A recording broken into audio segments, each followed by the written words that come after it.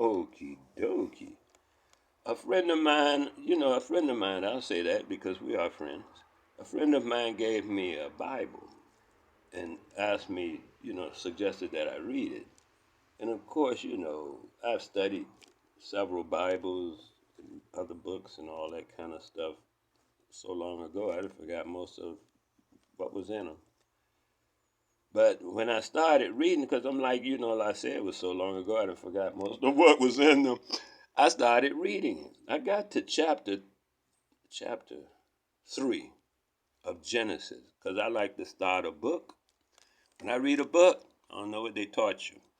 When I read, I'm going to tell you what to do. When you read a book, from cover to cover, read the copyright date and who owns the copyright, under what name it is. Because you open a Bible, it has a copyright. That means somebody copyrighted it.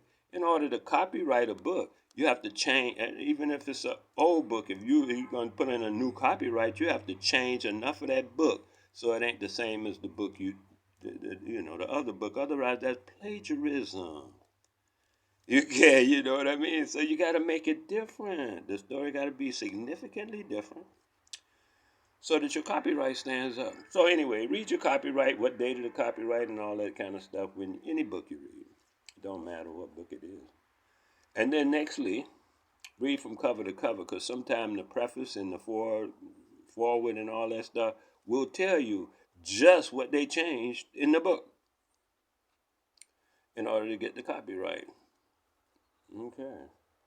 So now you get to that part, then you read the storyline of the book, page 1 and all that stuff. It's also a good idea to look at the glossary and all them other things in front of the book between the cover and the actual book. And then you read the book. So I got to chapter 3, Genesis.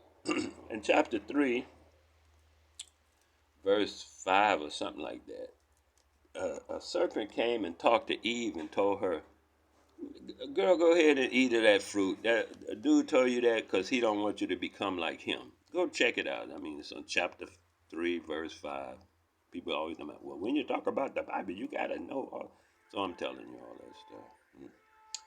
Then 20 verses, less than 20 verses later in chapter 24, the Elohim are telling the big dude, look, we got to get them out of here before they eat from the next tree. It was 2 trees. One was called the tree of good and the knowledge, of good and evil. That's the one they ate from. The other one was called the tree of life. So the Elohim, as they put it in the version of the book I read, it says Elohim. The Elohim told the big guy, look, we need to get them out of here before they mess around and eat from that other tree and become like us.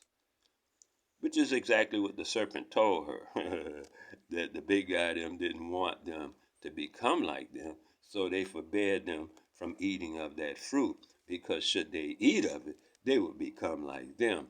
And less than 20 verses later, here come the Elohim verifying just what the serpent said.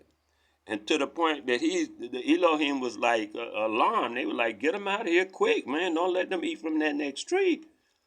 You get me? So I'm just saying, the serpent in the story did not lie.